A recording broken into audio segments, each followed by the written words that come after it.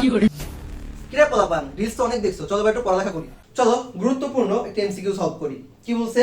cos square theta minus sin square theta equal to 1 হলে theta এর মান বের করো। ওকে, তো প্রথম প্রশ্নটা কি দেওয়া আছে ভাইয়া বলো তো? cos square theta minus sin square theta equal to হচ্ছে 1।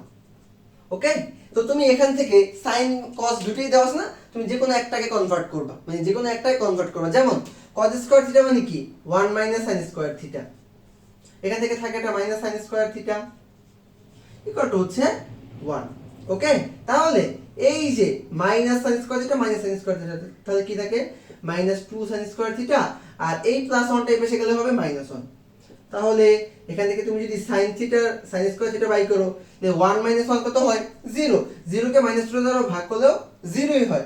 এখন বলো sin কত ডিগ্রির ভ্যালু 0, sin 0 ডিগ্রির ভ্যালু হচ্ছে 0। তাহলে কোথায় আছে উত্তর?